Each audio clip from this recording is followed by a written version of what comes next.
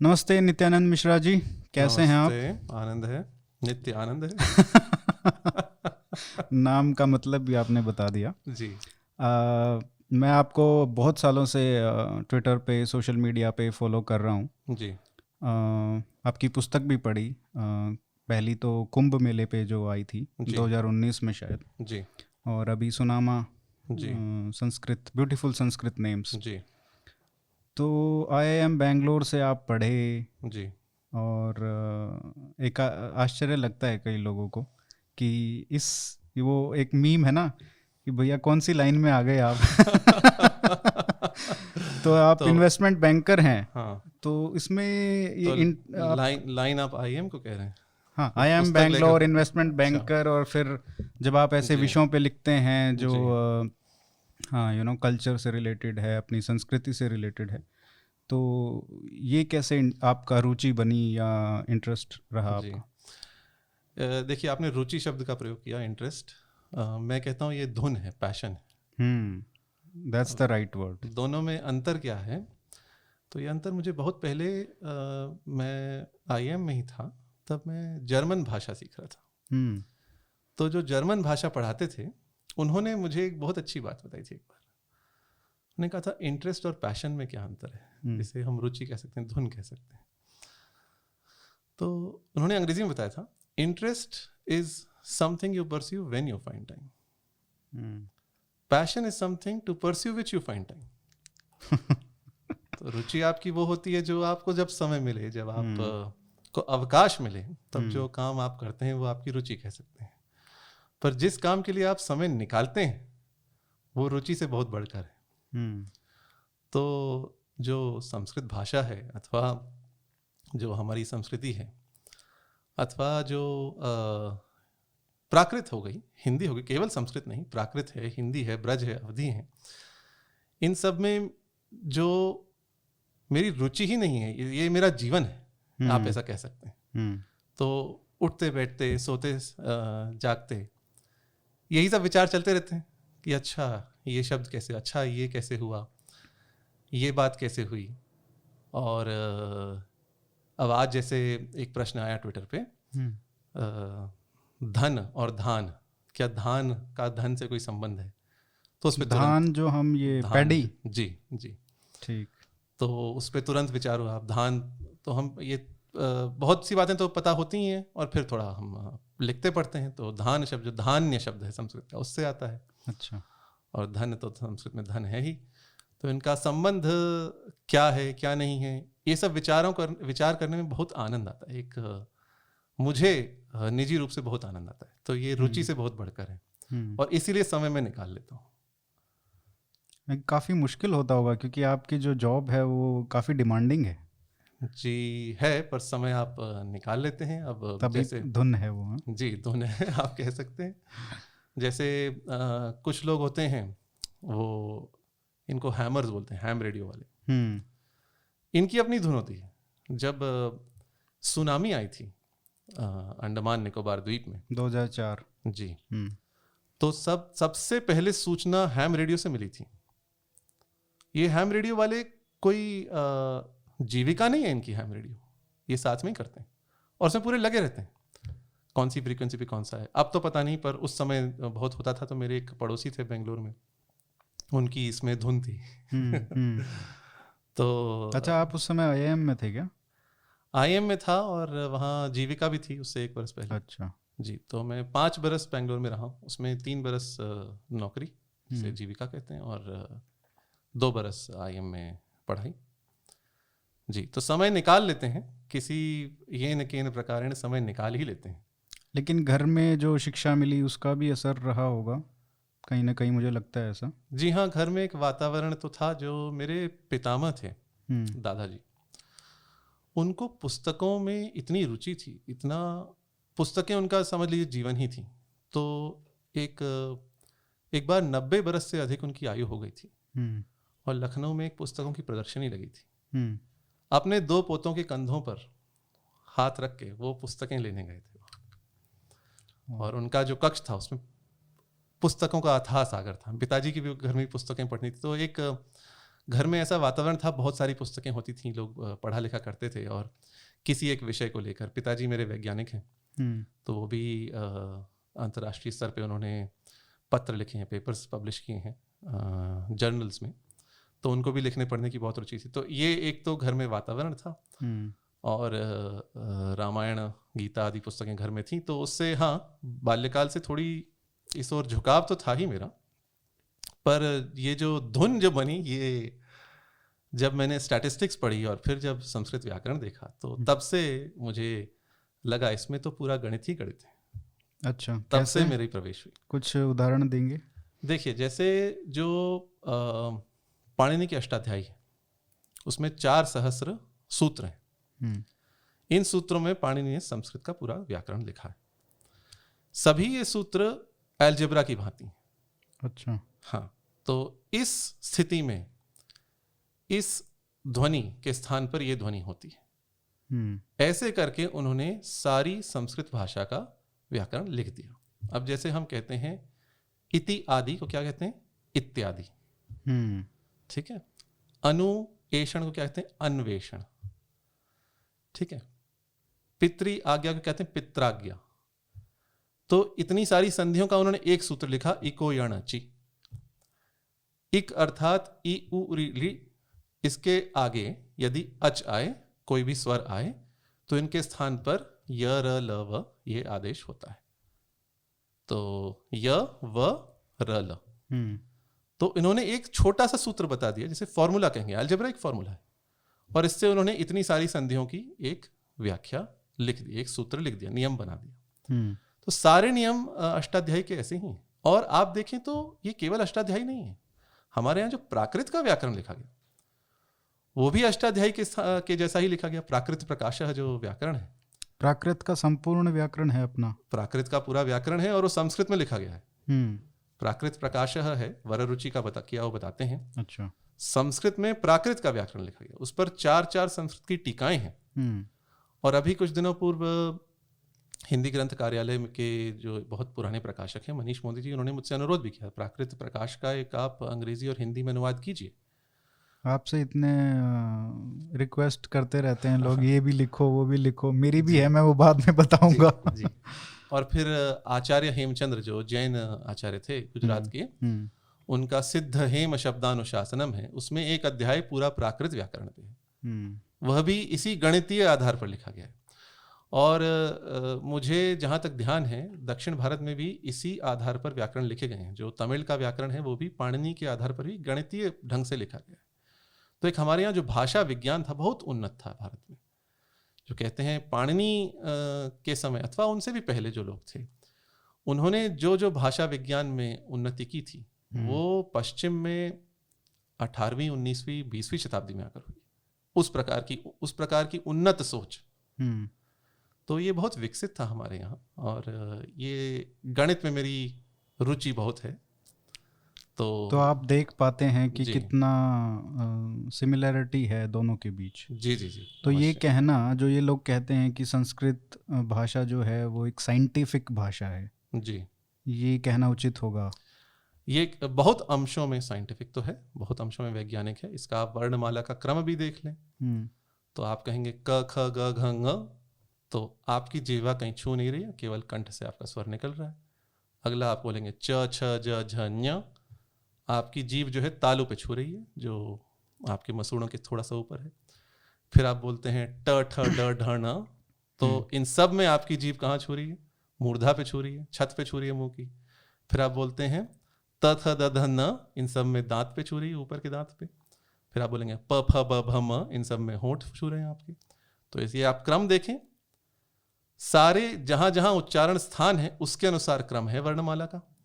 और इसमें भी पहला आपका अघोष है, फिर अघोष अल्प प्राण, फिर अघोष महाप्राण। क और ख में क्या अंतर है? ख में आपको वायु अधिक निकलती है, क में उतनी नहीं निकलती, इसलिए क अल्प प्राण है, ख महाप्राण है। ग और घ में क्या? ग में वायु इतनी नहीं है, घ में अधिक है। आप ग बोलें घ बोलें, हाथ रखें, ग घ ग घ, घ में आपको थोड़ी गर्म वायु निकलेगी, आपको निकली है ना। अच्छा, क ख ग घ में क्या अंतर है? क ख में आपके अघोष स्वर है, आपकी स्वर तंत्री में कंपन नहीं होता। आप यहाँ हाथ रखिए, क बोले, ख बोले, क ख फिर ग बोले, घ बोले, ग घ कंपन किस में अधिक है? घ। ग और घ में अधिक है। हाँ। तो ग और घ आपके सघोष व्यंजन है। तो यही ऑर्डर, सारी यही क्रम सब वर्गों में है। और ङ जो है ये नासिक की है, इसमें नाक से वायु निकलती है। तो इतना वैज्ञानिक जब वर्णमाला का क्रम है तो भाषा कितनी वैज्ञानिक हो। और इसकी मैं इसका एक बहुत अच्छा उदाहरण देता हूँ। एक फ्रांस में एक बहुत अच्छे गणितज्ञ हैं, जेरार्ड ह्यूएट। वो गणित के क्षेत्र के हैं, पर उनकी संस्कृत में बहुत रुचि है। और उनसे मेरी प्रत्यक्ष भेंट तो हुई है ऐसे, यद्यपि उनको स्मरण नहीं होगा। और बहुत कई बार पत्राचार हुआ है कुछ ग्रुप्स पे। बहुत अच्छे विद्वान हैं, संस्कृत बहुत अच्छी जानते हैं। उन्होंने एक वेबसाइट भी बनाई है, संस्कृत इंजन करके। अच्छा। संधि इंजन है, ये सब है।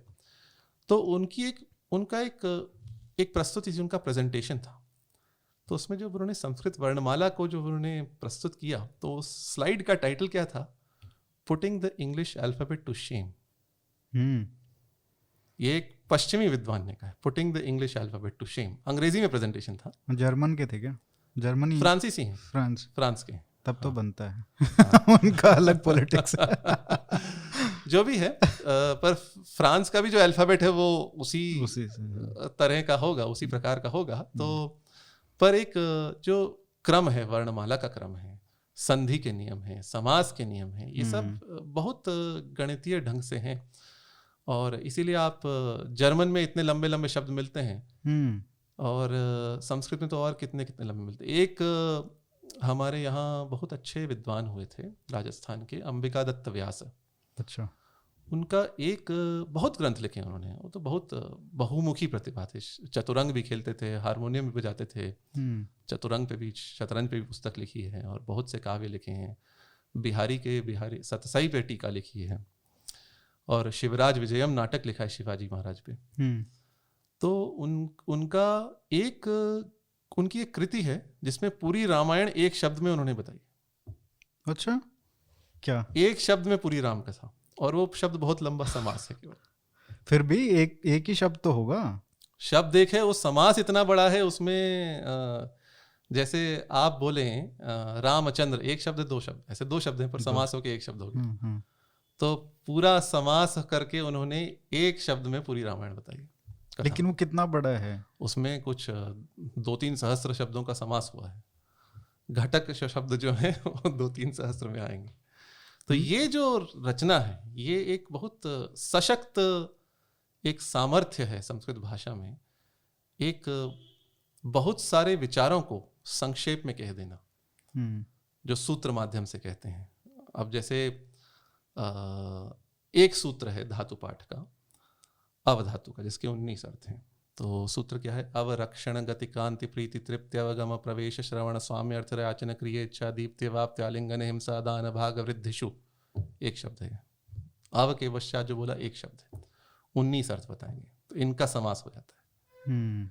तो ये जो सामर्थ्य है, जर्मन में कुछ सीमा तक है, जर्मन में बहुत लंबे लंबे शब्द आ जाते हैं, पर जो संस्कृत में जितने शब्द हो जाते हैं, जितने लंबे हो जाते हैं, 200-300 शब्दों के एक साथ समास होना, वो शक्ति बहुत बड़ी शक्ति है। जब पूरी रामायण आप एक शब्द में लिख सकते हैं, तो उसका तो कोई कंपैरिजन है ही नहीं कहीं पे भी विश्व में। जी। तो आपको क्या लगता है, कभी आपने सोचा कि ये जो जिस तरीके से मतलब बनाई गई होगी भाषा, ये कैसे बनी होगी? क्या अध्यात्म से निकली है, या जैसे भाषा ही हम शब्द भी बनाते हैं जी संस्कृत में, तो उनकी भी ध्वनि का अलग ही एक विज्ञान है जी। तो क्या मतलब किस तरीके से बनाई होगी, कभी आपने विचार किया होगा? जी, इसमें 2-3 मत हैं। कुछ लोगों का मत है जो संस्कृत भाषा है, भारतीयों का ही मत है, केवल पाश्चात्यों की हम बात नहीं करते। कुछ लोगों का मत है संस्कृत भाषा जो है प्राकृतों से बनी है। अच्छा। तो प्राकृत उस समय, जो प्राकृत अर्थात केवल जो मध्यकाल की प्राकृत थी, अथवा जो शौरसेनी प्राकृत थी, महाराष्ट्रीय प्राकृत थी, वो नहीं। उस समय जो स्थानीय भाषाएं थी, उनको उनका संस्कार करके संस्कृत बनाई गई, ऐसा कुछ लोगों का मानना है। परंतु अनेक लोगों का मानना है संस्कृत मूल भाषा है, प्राकृत उससे आई।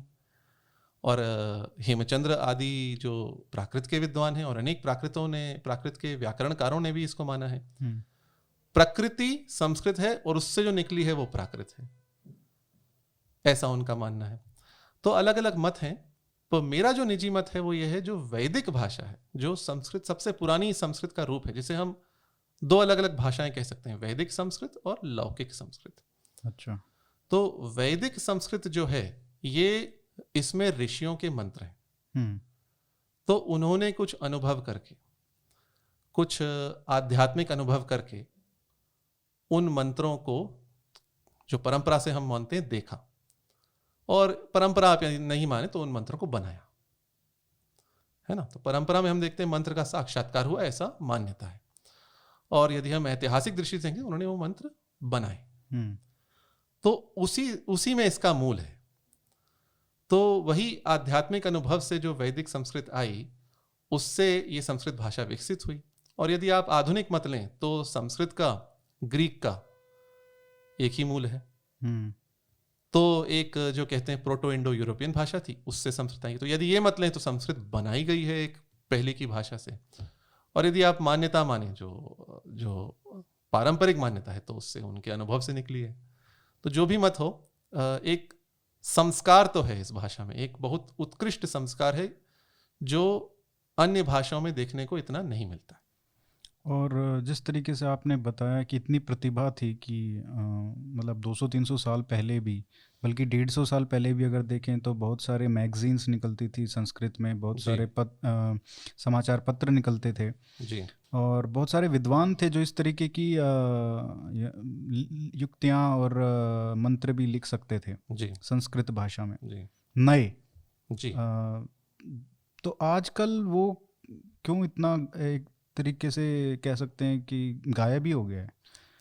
पतन हुआ है, और इस पर बहुत से शोध भी हुए हैं। जो पंडित एक जो होता था पहले, पंडित का अर्थ होता था जिसका जीवन केवल संस्कृत भाषा के प्रति, शास्त्रों के प्रति समर्पित रहता था। और ये केवल हिंदू पंडित नहीं, जैन समाज में भी संस्कृत के बहुत अधिक विद्वान हुए हैं, बौद्ध समाज में भी हुए हैं, और तो और सिख समाज में भी हुए हैं।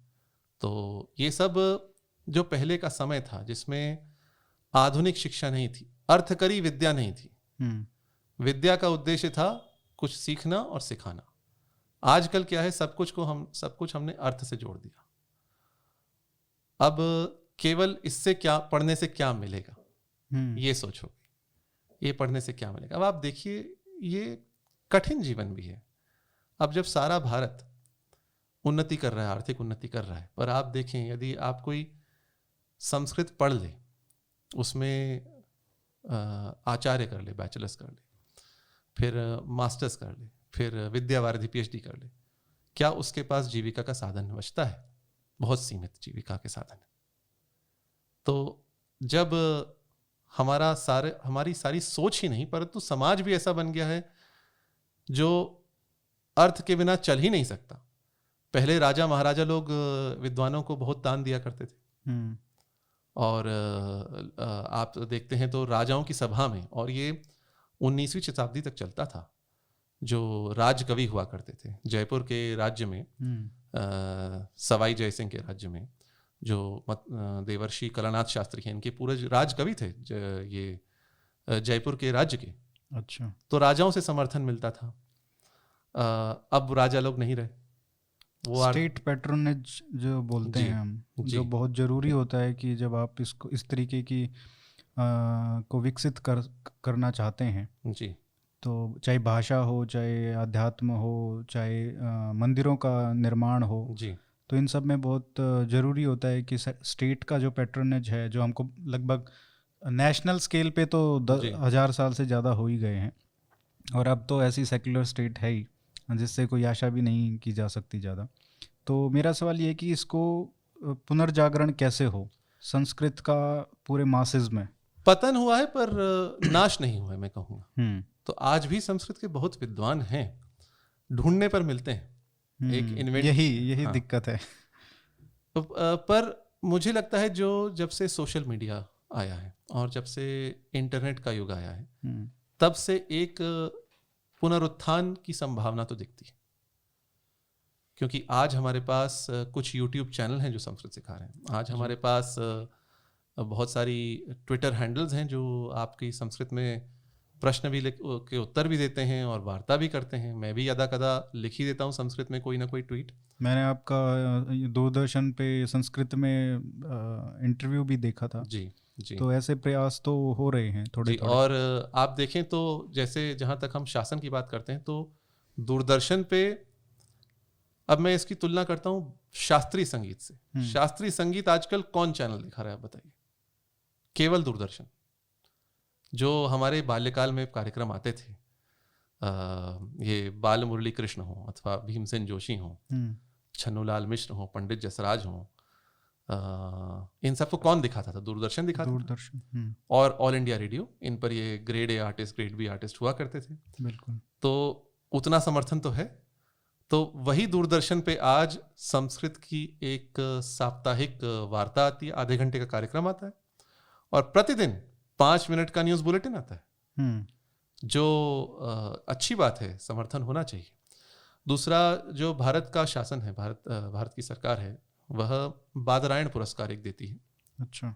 जो संस्कृत भाषा में, और थोड़ी हास्यास्पद बात है, अरबी और फारसी भाषा में दिया जाता है। अरबी में किस खुशी में?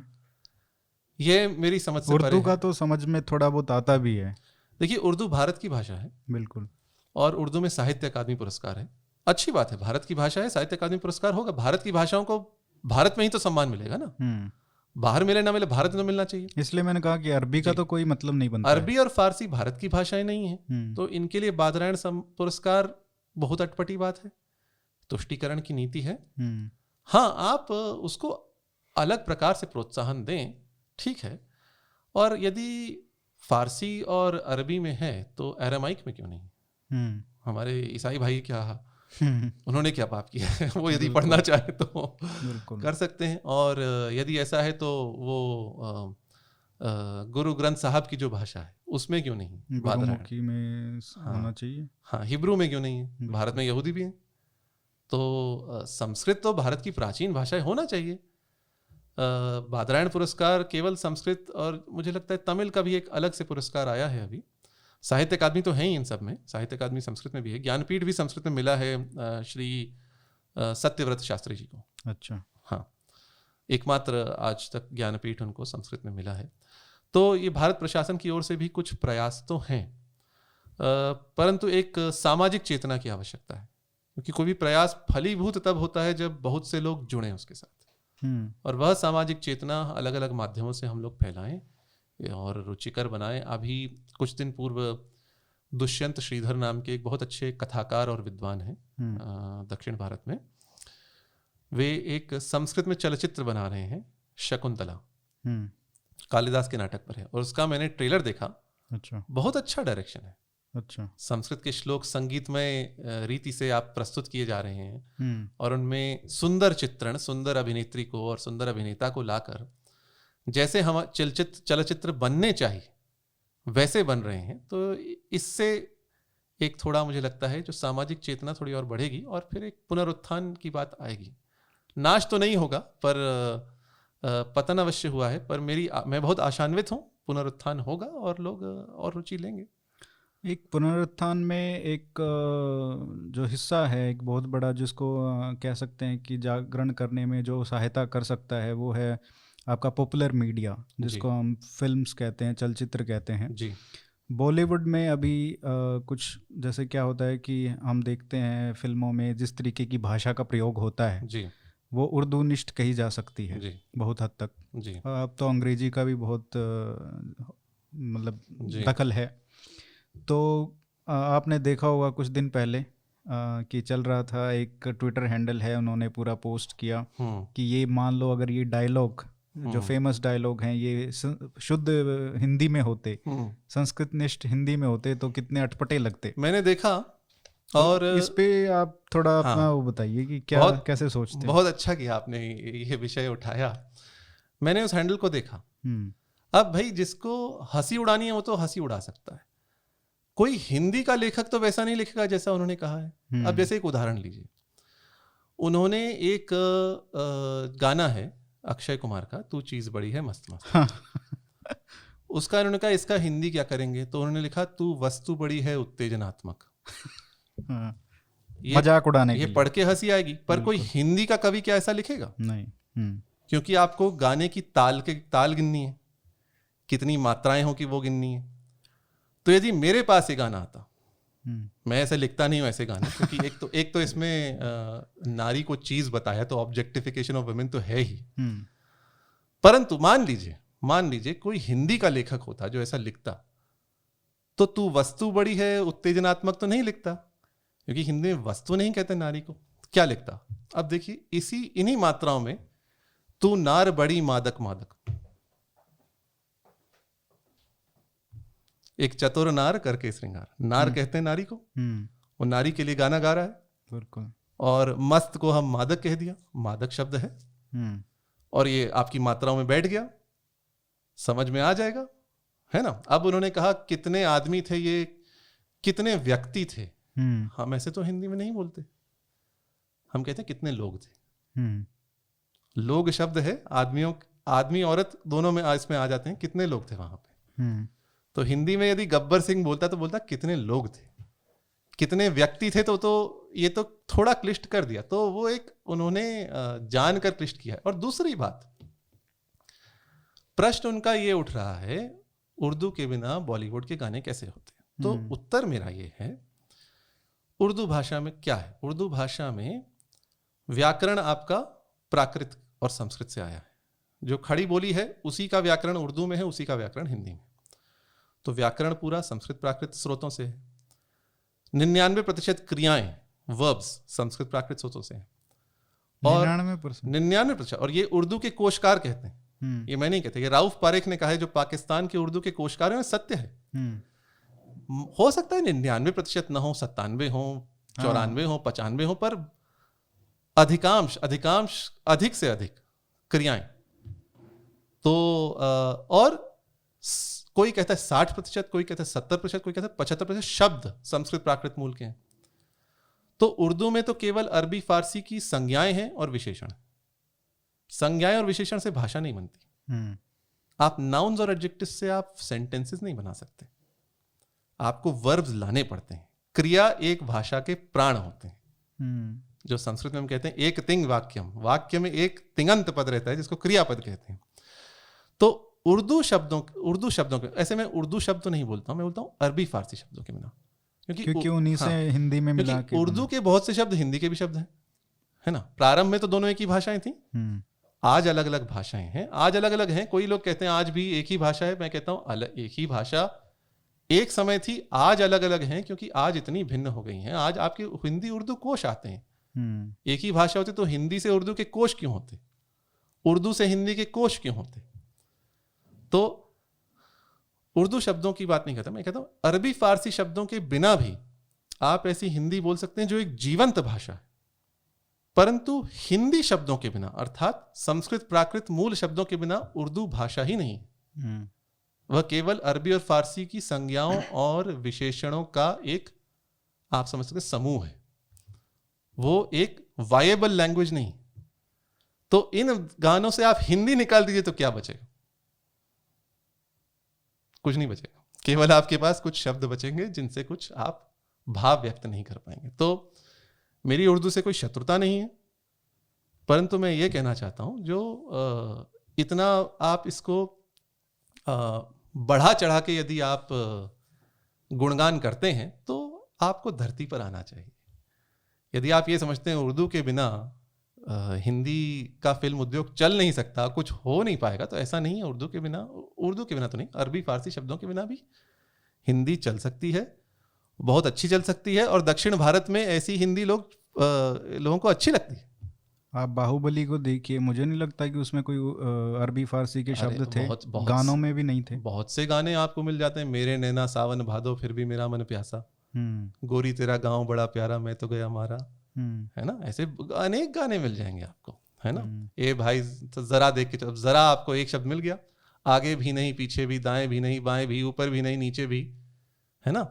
अब इसमें आपको देखेंगे तो, अब किसी ने कहा, कोई एक बहुत पहले कोई ट्वीट आया था, उसने कहा था इस गाने से आप उर्दू शब्द निकाल दें तो कैसा बन जाएगा। मैंने कहा आप जो बता रहे हैं 20 शब्दों में आपके 2 शब्द हैं जो अरबी फारसी के हैं, 18 शब्द तो आपके संस्कृत प्राकृत मूलक हैं। बिल्कुल। तो बहुत गाने हैं और बहुत धारावाहिक हुए हैं। आप देखिए, मैं चंद्र प्रकाश द्विवेदी जी को बहुत अच्छे से जानता हूँ, उनका बहुत अच्छा सम्मान करता हूँ। चाणक्य उनका धारावाहिक बहुत प्रसिद्ध था, आज भी बहुत प्रसिद्ध है। और उसकी जो हिंदी थी तो अद्भुत हिंदी थी, और उस हिंदी में उन्होंने धारावाहिक बनाया, चला।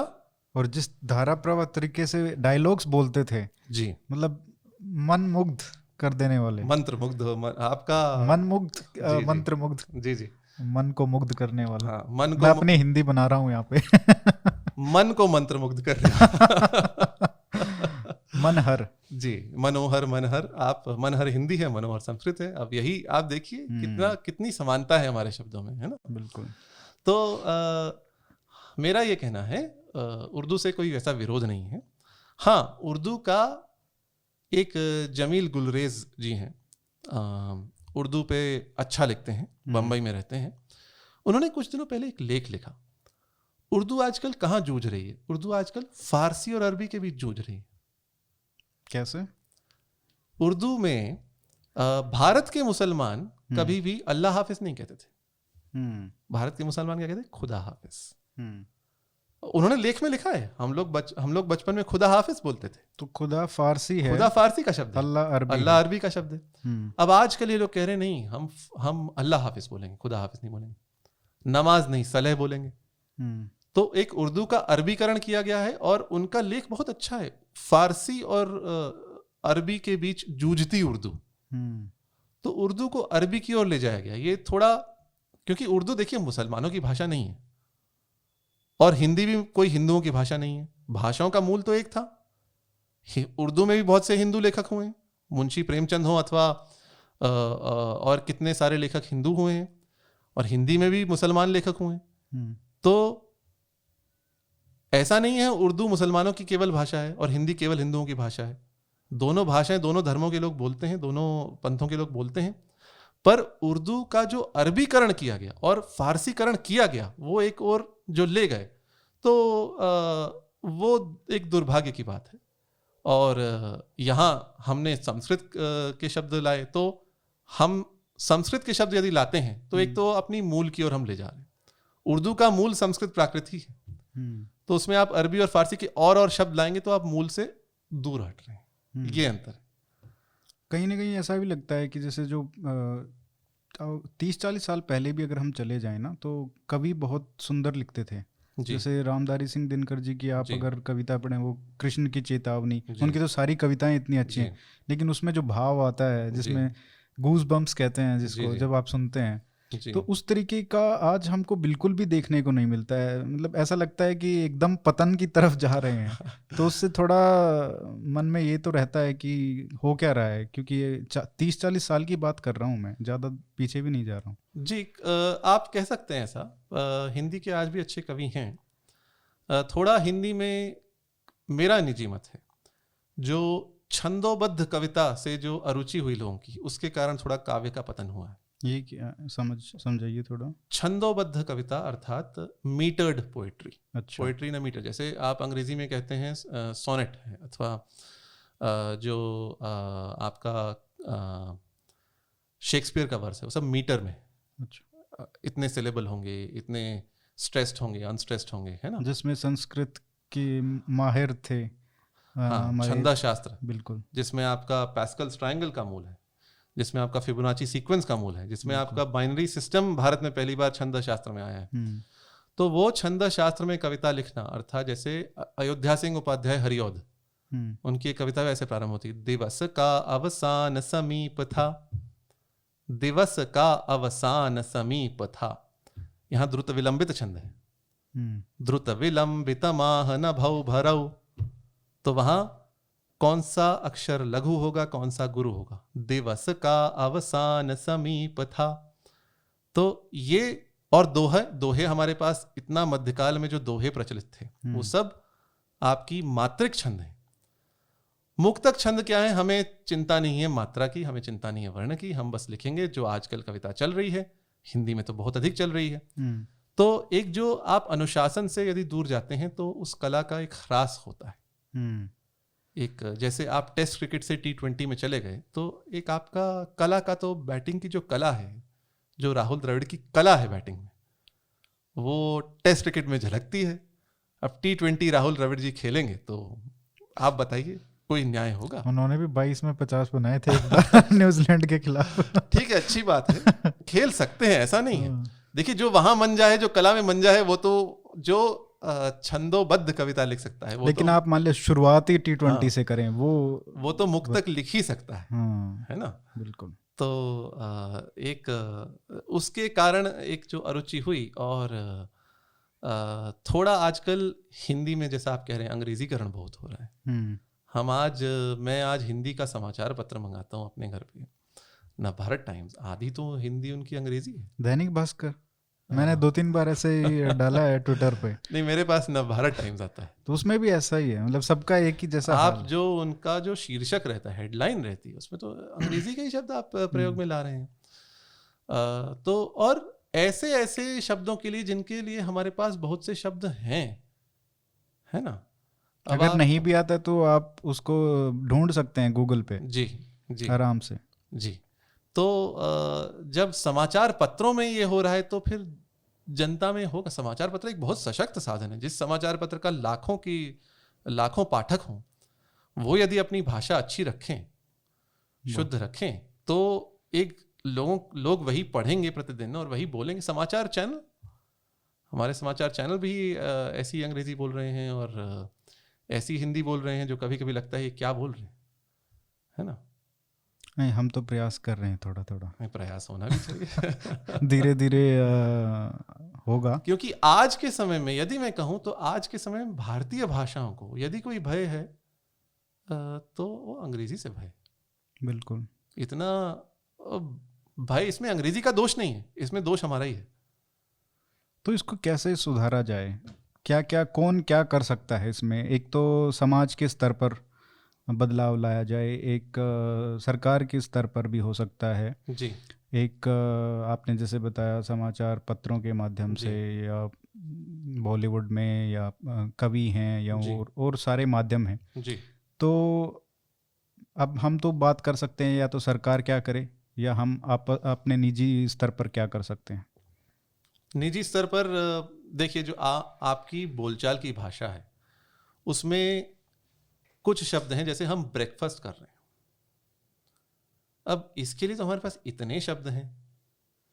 आप ऐसे तो अधिकतर लोग नाश्ता बोलते थे पहले, जो फारसी मूलक है, पर कलेवा शब्द है, प्रातराश शब्द है ना?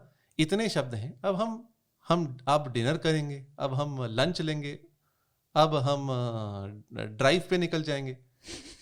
ये सब जो आप, जिसके लिए हमारे पास शब्द हैं, अब चलिए ठीक है, आप कोई ऐसी वस्तु के लिए कुछ बोल रहे हैं, जैसे कंप्यूटर है, आप कंप्यूटर बोल सकते हैं क्योंकि ये भाई विदेशी तकनीक से, प्रौद्योगिकी टेक्नोलॉजी से आया है, तो ठीक है, ये हमारे पास नहीं था। पर जिसके लिए हमारे पास शब्द हैं वो तो हम बोलें। तो जो हम आपस में जो बातचीत कर रहे हैं उसमें तो हम थोड़ा शुद्धता रखें। और ये केवल हिंदी की समस्या नहीं है, ये आजकल मराठी में भी हो रहा है, ये आजकल अनेक भाषाओं में हो रहा है। तो पूरे भारत में ही हो रहा है, क्योंकि एक अंग्रेजी एक एस्पिरेशनल भाषा बन गई है ना। जी जी। तो जिस तरीके से पहले उर्दू का मतलब ये दखल था जी हिंदी में, अब उतना ही अंग्रेजी का है। जी। और एक अंग्रेजी एक वैश्विक भाषा बन ही चुकी है, तो कुछ आदान प्रदान तो होते हैं। जैसे अंग्रेजी में बहुत से शब्द दूसरी भाषाओं से आते हैं, तो इससे अंग्रेजी एक समृद्ध भाषा भी बनी है। तो दूसरे भाषाओं के शब्द लेने चाहिए, पर किस मात्रा में, ये भी सोचना चाहिए। किस मात्रा में, और हमें उसके लिए क्या मूल्य चुकाना पड़ रहा है। स्वादानुसार होना चाहिए। नमक स्वादानुसार होना चाहिए, उसमें ऐसा नहीं कि नमक ही भर दो जी पूरा। जी। नहीं, जैसे कई लोग पूछते हैं कि हम क्या करें, कि कैसे हम संस्कृत निष्ठ हिंदी बोलना सीख सकते हैं, या संस्कृत बोलना कैसे सीख सकते हैं शुरुआत से। जी। तो आप अगर कुछ पुस्तकें बता सकें। जी, पुस्तकें मैंने बताई हैं, इस पर मैंने एक चलचित्र भी बनाया था जी। मैं एक बात कहता हूँ, संस्कृत सीखनी हो, ऐसे तो कोई भी भाषा सीखनी हो, यथासंभव अपनी मातृभाषा के माध्यम से सीखें। और विशेषतः संस्कृत के लिए तो ये बात बहुत उपयुक्त होती है, क्योंकि संस्कृत का और सारी भारतीय भाषाओं का एक घनिष्ठ संबंध है। तो आप अंग्रेजी के माध्यम से न सीखें, विवशता हो तो बात दूसरी है, पर यदि आप हिंदी बोलते हैं, मराठी बोलते हैं, तेलुगु बोलते हैं, बंगाली बोलते हैं, तो इन भाषाओं के माध्यम से संस्कृत सीखें। NCERT की पुस्तकें अच्छी हैं जो संस्कृत सिखाने वाली हैं, और संस्कृत स्वयं शिक्षक है एक सातवलेकर जी की, वो पुस्तक अच्छी है। बृहद अनुवाद चंद्रिका, नवीन अनुवाद चंद्रिका, ये पुस्तकें मैंने इनका नाम लिया था एक चलचित्र में भी, यह भी अच्छी हैं। और साथ साथ कोई काव्य का अध्ययन करें, जैसे रामायण, सरल काव्य रामायण महाभारत आदि हिंदी अनुवाद के साथ अथवा अपनी मातृभाषा के अनुवाद के साथ, जिसमें आपका एक इतिहास का अध्ययन भी हो गया, जिसे नॉट इतिहास in the sense of history जिसे पश्चिम में बोलते हैं, पर हमारे यहाँ जिसे इतिहास बोलते हैं, रामायण महाभारत को इतिहास बोलते हैं, तो एक उसका अध्ययन। और साथ में अब आपको उसके बहुत से शब्द मिले, जैसे अब एक बेट जिसे बोलते हैं हम, शर्त जिसे बोलते हैं उर्दू में, इसके लिए क्या शब्द है? तो आप यदि महाभारत पढ़ें तो उसमें कद्रू और विनता का प्रकरण आता है। अच्छा। तो वहां उन्होंने पण लगाया था, पण, उसको पण बोला था, उसको पणितम बोला था, उसको ऐसे ऐसे शब्द आते हैं उसमें। तो इसको, इसी को हम हिंदी में पन बोलते हैं, पन लगाना। ओके, है ना। पंटर तो, जहाँ से आया है? पंटर का तो मुझे मूल मैं आश्वस्त नहीं हूँ कहाँ से आया है, पर पन जैसे हिंदी में बोलते हैं पण लगाना। तो ऐसे बहुत से शब्द हमें मिलते हैं। जैसे आप देखिए बाथरूम है, आजकल हम सब लोग बाथरूम ही बोलते हैं, है ना। तो इसके लिए क्या शब्द है? स्नानशाला हमारे यहाँ शब्द है, स्नानशाला। और पहले गांव में शायद गुसल खाना भी, गुसल खाना आपका फारसी, वो भी फारसी में है, फारसी अरबी मूल से है, जो बोलते थे। हाँ, तो इसी प्रकार और भी जितने शब्द हैं जो आपको, जितना साहित्य पढ़ेंगे हमारा, उससे और हम लोग अपनी भाषा को समृद्ध बना सकते हैं। और एक बहुत बड़ा अभिव्यक्ति का साधन है भाषा। आजकल तो जो मैं देखता हूँ, जितना आप देखिए हमारा जो वार्तालाप हो रहा है, अथवा कोई भी यूट्यूब पे कोई भी ऐसा चैनल है जिसके बहुत सारे सुनने वाले, देखने वाले हैं, तो वो अपनी भाषा के माध्यम से ही तो बोल रहे हैं। तो यदि वो अपनी भाषा समृद्ध बनाएंगे, जितनी समृद्ध भाषा होगी उतने अधिक भावों की, उतने अधिक विचारों की वे प्रखर और सशक्त अभिव्यक्ति कर सकेंगे। तो यदि आपके पास 10 भाव कहने के लिए 10 शब्द हैं, तो आप अपनी बात बहुत अच्छे ढंग से रख सकते हैं। यदि आपके पास उन 10 भावों के कहने के लिए केवल 2 शब्द हैं, तो आपकी अभिव्यक्ति उतनी सीमित होगी। वही, वो कैसे बढ़ाएं, वही तो वो चैलेंज है। कविताएं पढ़ के, साहित्य पढ़ के, पुस्तकें पढ़ के, और जो तो उसका आप एक लिस्ट हमको दे दीजिए। नहीं, मैं सच में ये मेरा प्रयास है कि मैं संस्कृतनिष्ठ हिंदी बोलूं जितना हो सके। देखिए, साकेत महाकाव्य यदि आप पढ़ें, अथवा ऐसी जैसे दिनकर जी की आप बात कर रहे थे, अथवा मैथिली शरण गुप्त की रचना पढ़ें, जयशंकर, उनके तो ऐसे हैं कि समझ में नहीं आते ना, तो उनके शब्द गूगल पे ढूंढते हैं, वो वहां पे उनको नहीं पता है कि क्या है।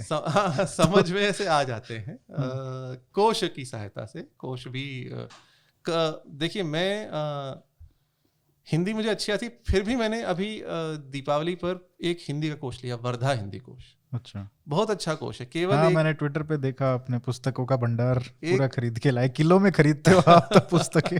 किलो में तौल के नहीं, पर उसका भार उतना था तो मैंने लिख दिया। तो परंतु वर्धा हिंदी कोश है, बहुत अच्छा है।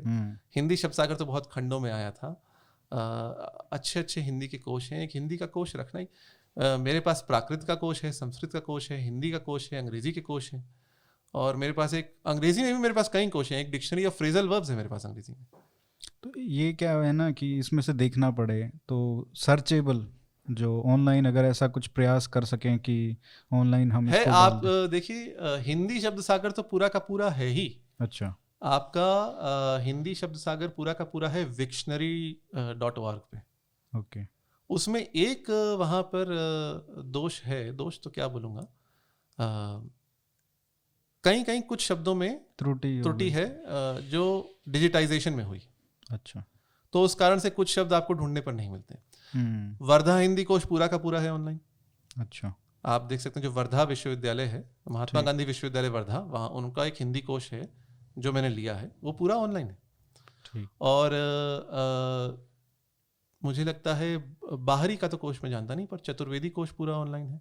हिंदी शब्द सागर एक यूनिवर्सिटी ऑफ शिकागो के जाल केंद्र पर भी ऑनलाइन है। ठीक है जी, तो इसको देखते हैं। जी। एक चुनौती और भी है, जैसे क्या है ना कि एक तो पुराने शब्द हैं, एक चुनौती ये है कि हम नए शब्द कैसे बनाएं ताकि जो आजकल जो वस्तुएं हैं या जी। ऐसी बातें हैं जिसको मतलब समझाना हो। जी, जैसे एक शब्द है गगनचुंबी, जी, वो शायद बहुत नया शब्द है। जी, जब हम सुनते थे कमेंट्री रेडियो पे जी, ये क्रिकेट की जी, कि ये गगनचुंबी छक्का, तो जी, शायद कहीं वहीं से आया हो, उस समय जी, किसी ने बनाया होगा। जी, तो ऐसे ऐसे नए शब्द आते हैं तो थोड़ा रोमांचक हो जाती जी, है भाषा, थोड़ा इंटरेस्टिंग हो जाती है, रोचक हो जाती है। तो उसको जी, इस तरीके के नए शब्द बनाना भी जी, आप जैसे लोगों का ये कार्य है, तो आप लोग भी उसको करेंगे तो मुझे लगता है कि बहुत सहायता होगी। जी, अवश्य। जैसे आप इसमें रेल को कैसे मतलब वो उसको सबको लोपथगामिनी तो नहीं बोलेंगे, तो थोड़ा मुश्किल होता है, तो ऐसे कुछ नए शब्द भी बनाएं। रेल शब्द के लिए एक शब्द इनको कल पद्मश्री मिला है, कल अथवा आज, कल पद्मश्री कल दिया गया। शायद 2020 वालों को कल हाँ, मिला था और अच्छा। 2021 वालों को आज। अभिराज राजेंद्र मिश्र जी त्रिवेणी कवि हैं। अच्छा। इनका उपनाम है त्रिवेणी कवि। बहुत अच्छी कविता लिखते हैं, बहुत अच्छे बालकों के लिए भी लिखते हैं, महाकाव्य लिखे हैं। इन्होंने रेल के लिए बहुत सुंदर एक शब्द प्रयोग किया था, अयोगा। अच्छा। अयस अर्थात लोहा, हाँ। अयोगा लोहे पर जो जाने वाली, और लोहगा लोहे पर जाने। हमें सरल शब्द चाहिए। बिल्कुल यही मैं कह रहा चाह जो रहा हूँ। आपने कहा लौह पथ गामिनी, लोहे के पथ पर जाने वाली, ये तो और पूरा सेंटेंस हाँ, और पूरा डिस्क्रिप्शन हो गया। लोहगा लोहे के मार्ग पर जाने वाली। हाँ, पर रेल शब्द आजकल अब इतना इतना हो प्रचलित ही हो गया है, उसको रेल ही सब भाषाओं में कहते हैं। पर यदि करना चाहें तो कर सकते हैं, ऐसा नहीं। एक प्रशासनिक और प्रौद्योगिकी शब्दावली भी है, इनका एक आयोग है जहां तक मुझे ध्यान है, भारत प्रशासन का। अच्छा। तो उन्होंने एक बहुत हाँ, बड़ा, आपने वो ट्विटर पे डाला था और मैंने देखा भी था, काफी अच्छा बहुत अच्छा कलेक्शन है वो। कोश छापा है इन्होंने। बिल्कुल। और एक कर्नाटक शासन ने भी अच्छा काम किया। उन्होंने आधुनिक शब्दों, वैज्ञानिक और प्रौद्योगिक शब्दों का कन्नड़ा में अनुवाद करके एक कोश छापा है, वो भी उनके जाल केंद्र पर उपलब्ध है। तो ये सब काम में प्रशासन को साथ देना चाहिए। देवर्षि कलानाथ शास्त्री जी ने इस पर बड़ा अच्छा काम किया है। जैसे वो बता रहे थे, एक बार मेरी उनसे भेंट हुई थी जयपुर में, तो बता रहे थे हम स्पीड और वेलोसिटी को कैसे कहें हिंदी में। तो फिर उन्होंने कहा एक को वेग कहिए, एक को जव कहिए। अच्छा। हाँ, तो अब जब आप भौतिकी पढ़ा रहे हैं, फिजिक्स पढ़ा रहे हैं, तो वहाँ पे आपको स्पीड और वेलोसिटी का अंतर स्पष्ट करना पड़ेगा। अब जैसे आप फिजिक्स पढ़ा रहे हैं, उसमें टॉर्शनल पेंडुलम को क्या कहेंगे, पेंडुलम को क्या कहेंगे? पेंडुलम का तो लोलक शब्द है। ये भी मुझे लगता है बहुत पहले का तो नहीं है। लोलक अर्थात जो लटकता रहता है, जो घूमता रहता है। जैसे लोलार का कुंड है बनारस में, भगवान सूर्यदेव का मंदिर है, तो लोल अर्थात जो अस्थिर रहता है। ये देखिए ऐसे बनाए जो नए नए हाँ, शब्द ऐसे चाहिए हमको। तो लोलक शब्द बनाया। और फिर टॉर्शनल पेंडुलम का क्या बनाया, तो उन्होंने कहा मरोड़ी लोलक। बहुत अच्छा शब्द, जिसमें उन्होंने प्राकृत अथवा हिंदी और संस्कृत को मिलाकर शब्द बनाया। ऐसे शब्द बनने चाहिए, ऐसे बनने चाहिए। वही तो जैसे हम फोटोसिंथेसिस हो गया, जैसे अंग्रेजी में ये सब वैज्ञानिक सिद्धांतों के लिए नए नए शब्द कहाँ से आए? उन्होंने ग्रीक और लैटिन से लिए। फोटोसिंथेसिस हो अथवा और कोई भी नए शब्द, वैज्ञानिक शब्द बनाए गए हैं, आवश्यकता पड़ती है तो इन्होंने किसका सहारा लिया, किसका आश्रय लिया? ग्रीक और लैटिन का। भौतिकी में भी सारे ऐसे ही बने हैं। तो हमारे यहाँ हम किसका ले सकते हैं? संस्कृत और प्राकृत का और स्थानीय भाषाओं का।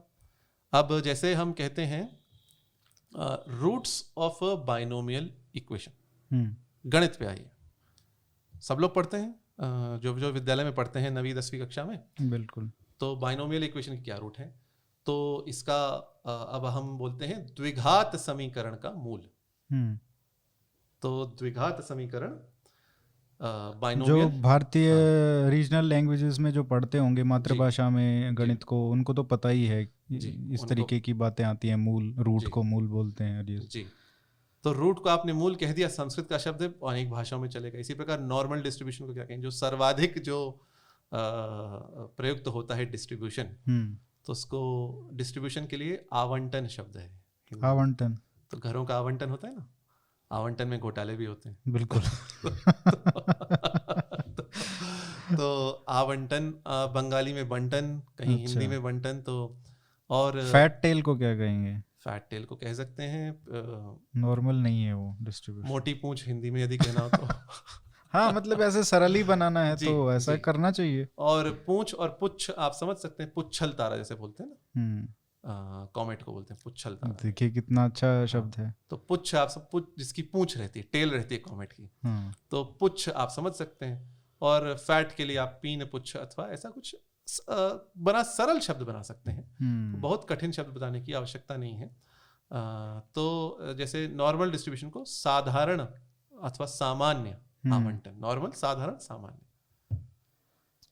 तो ये ऐसे जो चुनौतियां हैं बहुत सारी जो हम देख रहे हैं अपने सामने, तो उससे एक और चुनौती प्रस्तुत होती है जिसके ऊपर भी आपको बहुत समय देना पड़ता है।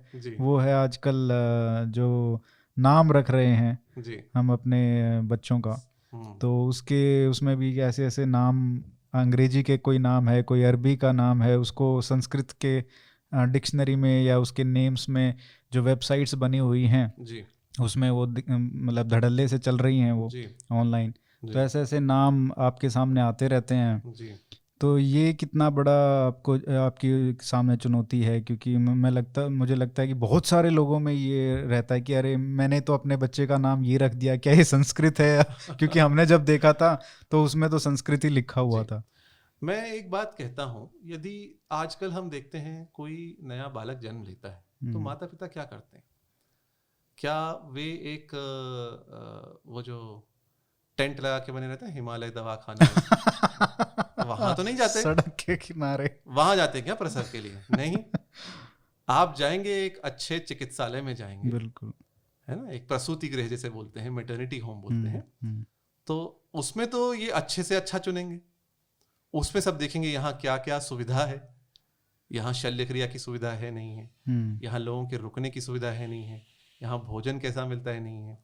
बहुत आप अनुसंधान शोध करेंगे तब आप चुनेंगे। तो नाम आप ऐसे ही उठा लेंगे कचरे से कहीं। जिस बालक के लिए आप उसकी शिक्षा पे आप सोचेंगे किस विद्यालय में भेजें, आप सोचेंगे कहाँ से इसके लिए पुस्तकें मंगवाएं, कहाँ से खिलौने लें, उस पर तो आप देंगे घंटों नहीं दिनों देंगे, मासों देंगे। और जब आप नाम रखेंगे तो आप जो इतना बड़ा संस्कार है अपने बस गूगल पे आपने देख लिया, अच्छा वेबसाइट पे मिल गया, बस न कहते ना, न आव देखा न ताव मन को भाया और चेप दिया। तो जो गूगल बोले वो ठीक। तो ये आप, और ये कोई कठिन काम नहीं, आपको केवल एक कोश उठा के देखना है। अब हम इतने तो निकृष्ट नहीं हो, इतने तो हम डिजिटल युग में इतने निकम्मे तो नहीं हो, हमें कोश खोल के नहीं देख सकते, है ना। तो और ये सब कोश जब इंटरनेट पर उपलब्ध हैं, तो यदि हम इतना नहीं कर सकते तो हम क्या कर सकते हैं? तो ये एक ये पता नहीं ऐसा क्यों है, एक तो नाम रखने का एक आजकल जो फैशन जिसे बोलते हैं, एक ये क्रेज है कि सबसे अलग नाम रखना है जिसको कहीं किसी ने ना रखा हो। एक ये है, और अर्थ हो, सिर पैर हो, कुछ मतलब कोई चिंता नहीं, अर्थ कैसा हो कोई चिंता नहीं। अब लोग ने मेहन नाम रख दिया। मेहन का क्या अर्थ होता है? मेहन का अर्थ होता है मूत्र। श्लेष्मा नाम रख दिया लोगों ने। श्लेष्मा का अर्थ होता है जो आपके नाक का अथवा कंठ का जो मल होता है, म्यूकस। पियो तो ये नाम क्यों, ऐसा नाम क्यों रखा जा रहा है? और इन सब के आप अर्थ देखें तो पता नहीं कुछ क्या क्या बड़े सेलिब्रिटीज के भी बच्चों के नाम अब ऐसे ऐसे होने लग गए। तो ब्रांड नेम्स आप देखिए, ब्रांड नेम्स, अब स्कोडा की गाड़ी कुशक, सब इन्होंने विज्ञापनों में बोल दिया कुशक का अर्थ है संस्कृत में राजा। कहाँ? किसी कोश में तो हमें मिला नहीं, कहीं नहीं मिला। तो इन्होंने कहां से देखा? उन्होंने भी किसी। और भारतीय नौसेना, इंडियन नेवी, अभी एक युद्धपोत का नाम रखा गया, वो भी बोला गया संस्कृत का नाम है। क्या नाम रखा? कुशील नाम था, क्या नाम था मैं भूल गया। मैंने कुछ दिन पहले इस पे लिखा था। अच्छा, कुशील था अथवा कुछ, मुझे ध्यान नहीं आ रहा अभी। तनिष्क मैंने एक व्यक्ति का नाम था तनिष्क, उनसे बताया कि ये ऐसे ऐसे टाटा और निष्क, टाटा का कॉइन, जो उन्होंने तनिष्क में टाटा ने कभी नहीं बोला, ये संस्कृत का शब्द है। हाँ, यद्यपि उन्होंने एक कहीं उन्होंने लिखित में दिया था, ये नाम हमने ऐसे बनाया, टाटा से टा लिया, और अच्छा, जो संस्कृत का निष्क शब्द है जिसका अर्थ है सोने का जो सिक्का पहले होता था, तो उनका तो सही बन रहा है कि टाटा का सिक्का। देखिए, आप कोई ब्रांड के लिए नाम रखें वो ठीक है, और उसमें आप कहें कि हाँ ये हमने नाम ऐसे रखा है वो ठीक है, बिल्कुल। पर स्कोडा यदि कह रहा है कुशक का अर्थ संस्कृत में राजा है, तो वो तो ठीक नहीं है। तो उनको तो नहीं, मैं कह रहा हूँ तनिष्क भी नाम रखने लग गए हैं लोग, किसी ने चुना हाँ तो मैं उनको बता रहा था कि आपके नाम का ये मतलब है, तो नहीं नहीं मेरा ये मतलब नहीं है, तो अब बताओ क्या करें। इस पर क्या कहें हम, लोग जागरूक क्यों नहीं है? इतना तो जागरूक हो सकते हैं। बालक का नाम है भाई, उस नाम से पूरे जीवन किसी को जाना जाएगा। एक नाम तो आपकी एक पहचान होती है ना। अब आप अरिहंत नाम है, अरिहंत जो शत्रुओं का नाशक है, प्राकृत रूप है, संस्कृत रूप है अरिहन अथवा अरिहा, और शत्रुनाशक जैसे अरिंजय नाम, शत्रुओं को जीतने वाला। अब उसके आप अनेक अर्थ निकाल सकते हैं, जो भौतिक शत्रु हैं वही नहीं, आंतरिक शत्रुओं को जीतने वाला। तो कितना सार्थक सुंदर नाम है, और ये आपकी पहचान है, उससे आपका संबंध है, जीवन भर उस नाम से आपको पुकारा जाएगा। तो एक ये कला है नाम रखने की, है ना। जैसे एक गाना गाना एक कला है, जैसे चित्र बनाना एक कला है। तो आप यदि घर में अपने रंगोली बना चित्र बनाते हैं, आप प्रयास करते हैं आप अच्छा बनाएं, अच्छे रंग लाएं। हम कोई ऐसे केवल एक रंग का ना बनाएं, अच्छे रंग लाएं, कुछ अच्छा वहां पे चित्र उकेरें, कुछ बनाएं। हम घर अपना लगाते हैं, हम सुंदर बनाना चाहते हैं कि लोग आए उनको अच्छा लगे देख के। तो नाम का कुछ अर्थ हो, नाम का अर्थ ही तो मुख्य है। नाम की ध्वनि भी है, पर नाम का अर्थ हो, नाम सुनने में अच्छा हो, नाम के पीछे कुछ भाव हो। तो जीवन में ये नाम रखने में क्यों छूट गया लोगों का? ये आश्चर्य की बात है कि सब कोई भी हम काम करते हैं तो जो काम करने वाला है उससे कम से कम सलाह लेते हैं जी। अब नाम के ऊपर आप किसी से सलाह नहीं लेते हैं, कोई पंडित है या कोई ऐसा। पहले होता था। पहले लोग गुरुओं से, आचार्यों से नाम रखवाते थे कि हमारा ये बालक है, इसका नाम दे दीजिए। तो उन्होंने किसी ग्रंथ से, किसी महाभारत से, रामायण से। अब तो यह है कि हमको ज्ञान मत दो, यहाँ पे सभी ज्ञानी हैं। तो वो वाली स्थिति हो गई है। और पहले बड़े बूढ़े लोग होते थे, वो नाम रखते थे। एक और कारण हुआ है, अभी क्या हमारे यहाँ छोटे छोटे परिवार हो गए। अब लोग माता पिता के पास नहीं रहते, अब लोग बड़े बूढ़ों के पास नहीं रहते। तो उनके परिवार में अब इतना वैचारिक आदान प्रदान नहीं होता पिछली पीढ़ी से। तो उनको लगता है इंटरनेट एक माध्यम है जहाँ पे सब मिल जाएगा। तो इंटरनेट पे खोजते तो हैं, पर इंटरनेट पे कहाँ खोज, विकिपीडिया पे सब उल्टा पुल्टा लिखा हुआ है। और नेम, जो नामों के जाल केंद्र हैं, वेबसाइट्स हैं, नेम वेबसाइट, वो तो कहाँ से क्या लेकर कुछ नहीं। और बहुत कुछ ये जो इनकी सामग्री है, ये यूजर जनरेटेड कंटेंट है। अलग अलग लोगों ने इसको किया है, कहीं कोई इसका एक स्रोत नहीं है। तो इस जानकारी को पर लोग क्यों विश्वास करते हैं? नहीं करना चाहिए। संस्कृत भाषा की अगर बात करें और अपने शास्त्रों की बात करें, तो एक बहुत बड़ा वर्ग है जो आजकल ऐसे लेखकों के जाल में, मैं कहूँगा, फंस गया है कि क्योंकि क्या हो गया है कि अब हिंदी में नॉवेल्स लिखना और ये सब एक फैड है, नया फैशन चला है। तो सब कोई हर कोई अपना एक नॉवल निकाल देता है, थोड़ा बहुत मिर्च मसाला इधर से शास्त्रों से लगा के, और वो अपनी रामायण, अपनी महाभारतें लिख रहे हैं। तो जो मतलब पहले से ही भ्रमित है हिंदू समाज, उसको और भ्रमित किया जा रहा है, और उनकी लाखों में प्रतियां बिकती हैं। उनमें से एक मैं अगर नाम लूं तो देवदत्त पटनायक हैं, काफ़ी फेमस, आप तो जानते ही हैं। तो मैंने उनको नहीं पढ़ा है, तो मैं आपसे जानना चाहूँगा, और क्योंकि लोगों में बहुत भ्रांति है इसके बारे में कि वो बहुत बड़े विद्वान हैं, तो मैं उसके बारे में ये जानना चाहूँगा कि क्या गलत धारणाएं वो फैला रहे हैं, क्योंकि ये ज़रूरी ऐसा सब्जेक्ट है जिसको हमको टैकल करना चाहिए, मुझे लगता है। जी।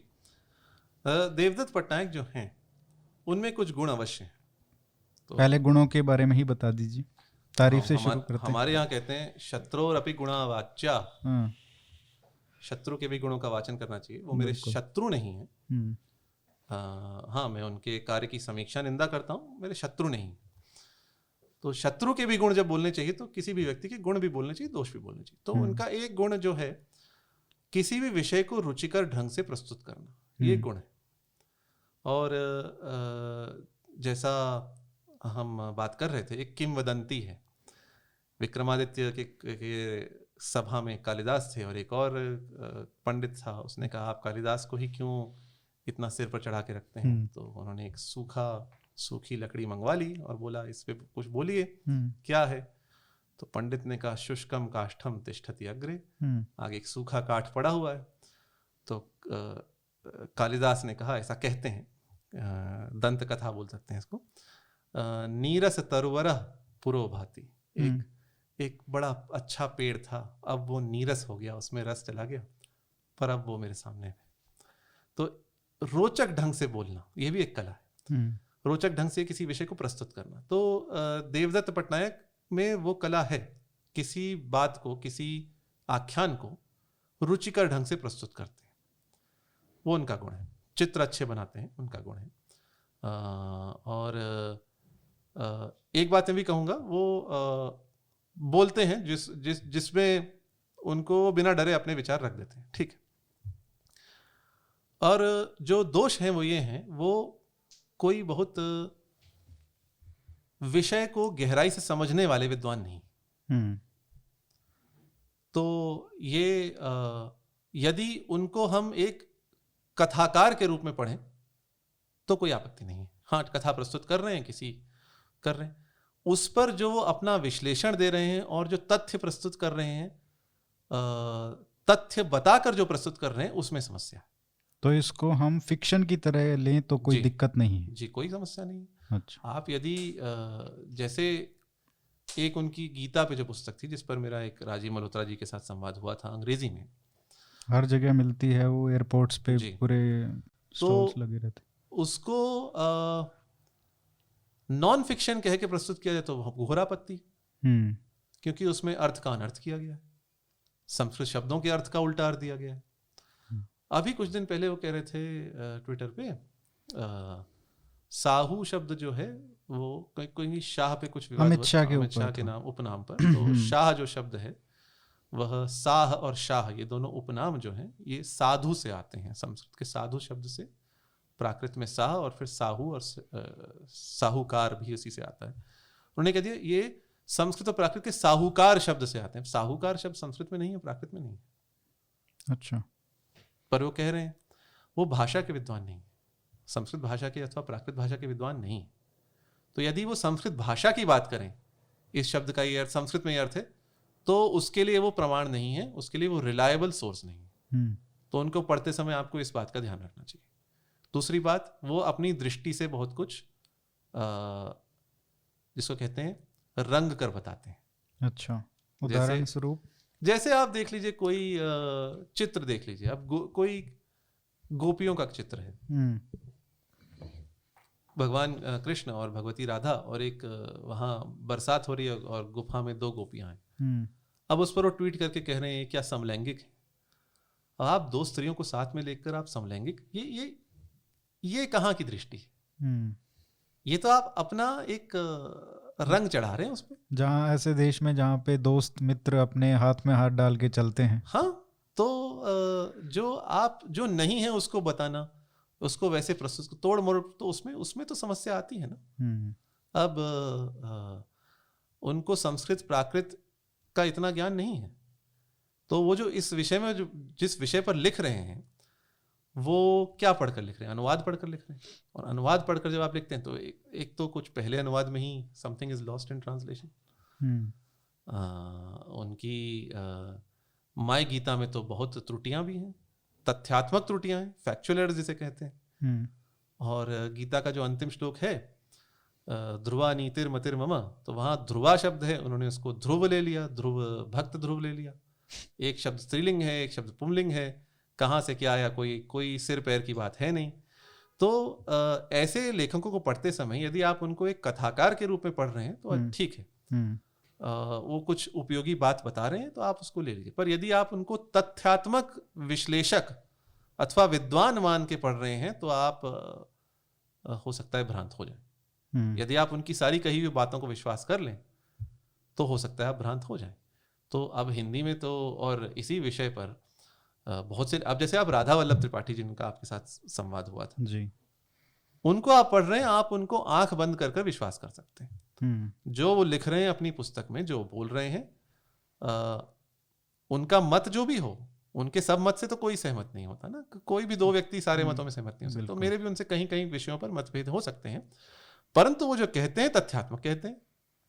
और राधा वल्लभ त्रिपाठी जी, उसका विश्लेषण अलग अलग हो सकता है, पर यदि वो ये कह रहे हैं वराह मिहिर ने ऐसा कहा है, तो आप उस पर आंख बंद कर विश्वास कर सकते हैं। वराह मिहिर ने यवनाचार्यों को माना है ज्योतिष का ज्ञाता, तो हाँ माना है, हम देख भी सकते हैं। और भारत की ज्योतिष में बहुत से सिद्धांत ग्रीक से आए हैं उस समय के, तो ठीक बात बोल रहे हैं। तो जो विद्वान लेखक है, जो अनुसंधाता है, जो तथ्यात्मक लेखक है, उस पर आप जो विश्वास कर सकते हैं वो एक कथाकार पर नहीं कर सकते। देवदत्त पटनायक को आप एक कथा कहने वाला मान सकते हैं, पर मैं उनको विद्वान नहीं मानता। ये बस मुझे कहना। तो वो अपने आप को कैसे दिखाते हैं? क्या वो कथाकार की तरह से दिखाते हैं या वो ऐसे दिखाते हैं कि मैं नॉन फिक्शन लिख रहा हूँ? जो माय गीता इनकी आई थी वो तो नॉन फिक्शन ही लिखा था रूपा ने पीछे, रूपा प्रकाशन ने पीछे उसको नॉन फिक्शन लिखा था। तो ये हो सकता है प्रकाशक की भूल हो सकता है लेखक की भूल हो, किसकी भूल हो मैं नहीं जानता, परंतु यदि एक पुस्तक पे आप नॉन फिक्शन लिख रहे हैं तो उस पे नॉन फिक्शन होना चाहिए उसमें फिक्शन नहीं होना चाहिए कम से कम, और उसमें एलिस इन वंडरलैंड तो नहीं होना चाहिए, जो एक कहते हैं ना उड़ाने भरना, वो तो नहीं होना चाहिए। तो बिल्कुल जी। 1 घंटा 7 मिनट हो गया है शायद, है ना? तो दूसरा भाग थोड़ा लेंगे आप? जी रेस्ट विश्राम गैप। हाँ जी।